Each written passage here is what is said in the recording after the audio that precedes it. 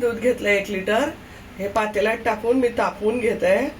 या दुधापासून आपण दही बनवणार आहोत आणि दह्यापासून आपण श्रीखंडासाठी बांधून ठेवून श्रीखंडाचं तयारी करणार आहोत. तर आता आपलं 1 लिटर दूध छान तापून घेतो आपण आणि कोमट झाल्यानंतर आपण दही टाकून घेणार आहोत. पुढची प्रोसेस मी तुम्हाला दाखवते. दूध थोडं कोमट करून घ्यायचं आहे. आपलं दूध कोमट झालं आहे. हात लावून बघायचं आहे, जरा बोट घालून कोमट आहे का. जास्त गरम असल्यास टाकायचं नाहीये, कोमट असलं तर टाकायचं आहे. आता आपलं दूध कोमट झालेलं आहे, तर मी दही विरघळण्यासाठी आहे ते टाकून घेते. व्यवस्थित हलवून घ्यायचं आहे आणि हे झाकून ठेवायचं आहे. रात्रभर झाकून ठेवत आहे. जर तुमच्याकडे मडकं असेल त्या मडक्यामध्ये टाकलं तर आणखीन छान दही लागतं. आपलं दही रात्रभर ठेवल्यामुळं तयार झालंय. आता आपण याला मी रुमालामध्ये बांधून घेते. एक सफेद कलरचा रुमाल घेतलाय. तुमच्याकडे कॉटनचा कपडा रुमाल असेल स्वच्छ धुवून व्यवस्थित करून घ्यायचं आहे. मी त्याच्यात काढत आहे आणि बांधून ठेवत आहे 4-5 घंट्यासाठी. 5 घंटे 6 घंटे जसं तुम्हाला सगळं पाणी ह्याच्यातलं टपकून खाली पडतं.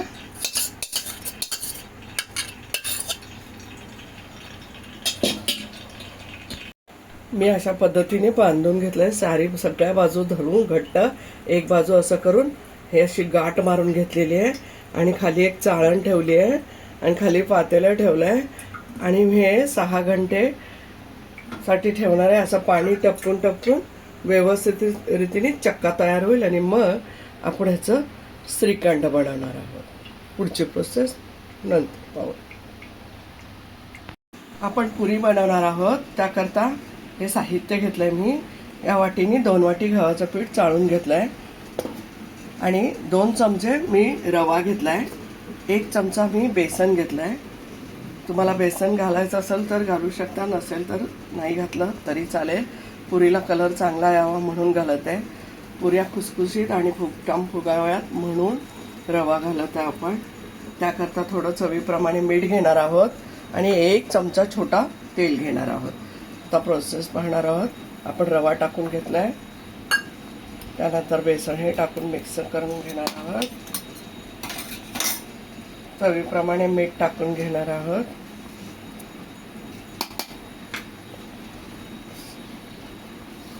एक चमचा मी फक्त छोटा चमचा, नाही टाकला तरी सुद्धा चालेल. हे मिक्सून घेऊन पीठ आहे घट्ट मळायचं आहे. आपलं पीठ मळून झालंय. अशा पद्धतीने मी पीठ मळलेलं आहे. 5 ते 10 मिनिटं आपण रेस्ट करायला ठेवणार आहोत. जास्त पण घट्ट नाही आहे आणि पातळ पण नाही आहे, असं मळलं आहे कारण की तुम्हाला लाटायला पण नको त्रास. अशा पद्धतीने आपण मळून घ्यायचं आहे. हे बघा, आपण रवा टाकला होता ना म्हणून एक 10 मिनिट रेस्ट करायसाठी ठेवणार आहोत.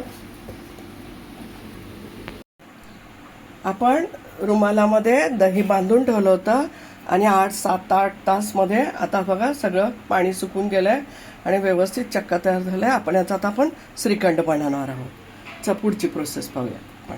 आपण श्रीखंडासाठी साखर वाटून घेतली आहे, पण आपल्या गोडीनुसार टाकणार आहे. एवढी साखर टाकणार नाही, मी वाटून घेतली आहे, अर्धीच टाकणार आहे. आणि त्याकरता मी काजूचे आणि बदामाचे काप करून घेतलेले आहेत आणि 4-5 वेलची वाटून घेतलेली आहे. आता आपण प्रोसेस पाहणार आहोत. वेलची पूड टाकून घेतलेली आहे. त्याप्रमाणे आपण साखर मी थोडीशीच टाकणार आहे, म्हणजे आपल्याला जेवढं हवं आहे तेवढंच. मी अर्धीच टाकून घेतलेली आहे. त्यानंतर आपण ड्रायफ्रूट होते. तुम्हाला आणखी दुसरे ड्रायफ्रूट टाकायचे असेल टाकू शकता. केसर टाकू शकता. माझ्याकडे सध्या आता नाही आहे म्हणून मी नाही टाकलं आहे. घरगुती आपण दह्याचं बनवलं चक्का आणि मग त्यानंतर श्रीखंड खूप छान येतं, वास पण छान यायला लागलाय आणि खूप सुंदर लागतं पुरी बरोबर. करून पहा, आनंद घ्या. आणि भरपूर होतं घरामध्ये केल्यानंतर. आपण पीठ मळून ठेवलं होतं, एक 15 मिनिटं झालेत पीठ मळून ठेवलं होतं. आणखीन एकदा जरा एक हात मारून घेऊयात असं व्यवस्थित. हां, तुम्ही छोटे छोटे गोळे करून जरी केलं तरी चालेल, असे गोळे करून. पण मी आपण जेवढा हातात बसेल असं मी मोठं एकदाच घेऊन लाटणार आहे आणि त्याचे ग्लासाने राऊंड काढून तळणार आहे, वेळ बचत होण्यासाठी म्हणून. आणि एक छोटं तुम्हाला दाखवते, असे छोटी घेऊन असं अशा पद्धतीने आपण पीठ कमी लावायचं आहे, जास्त लावायचं नाही. सर्व समान लाटून घ्यायची आहे म्हणजे पुरी फुगते आहे. एक लाटून ठेवली आहे मी अशी आणि दुसरं जे आहे मी मोठं करत आहे कारण की वेळ बचत होतं.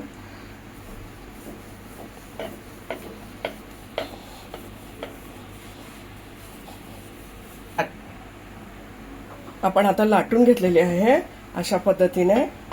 असं एवढं असं जाडीचं, तुम्हाला केवढं पातळ हवे आहे किंवा हे आहे ते तुम्ही जाड हवं आहे किंवा पातळ हवं आहे पुऱ्या ते बघू शकता, घेऊ शकता अंदाजावर.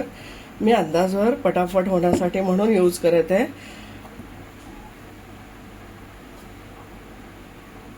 अशा पद्धतीने मी पुरीसाठी फटाफट करण्यासाठी म्हणून ग्लास यूज केलाय. तुम्हाला डब्याचं ढक्कन वगैरे असेल ते सुद्धा तुम्ही यूज करू शकता. आपण हे सगळे काढून घेणार आहोत.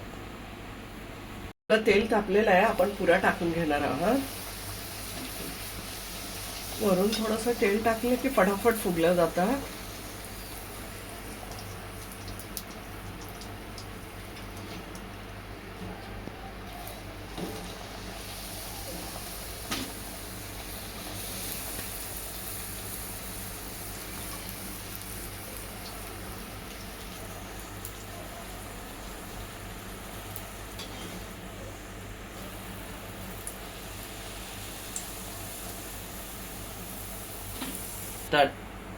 अशाच पद्धतीने आपण सर्व पुऱ्या तळून घेणार आहोत.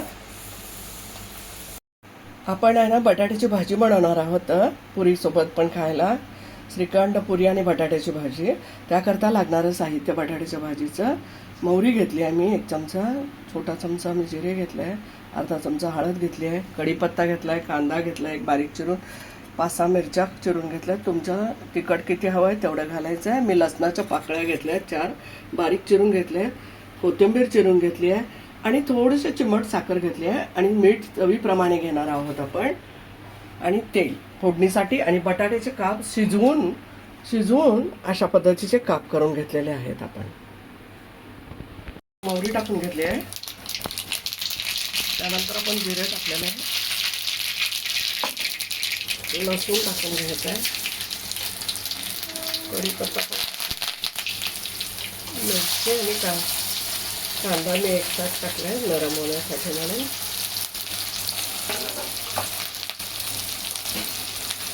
आपण याला परतणार आहोत व्यवस्थित.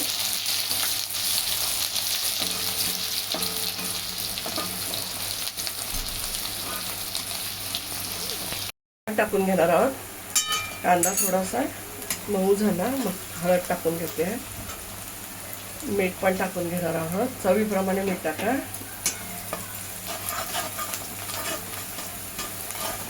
त्यानंतर आपण आता बटाटा थोडंसं पाणी टाकणार आहोत, थोडं टाकणार आहोत, जास्त नाही. एक छोटा चमचा असेल, 2 चमचे इतकं पाणी टाकून घेतलंय मी. त्यानंतर मी बटाटे टाकून घेतलेले आहे.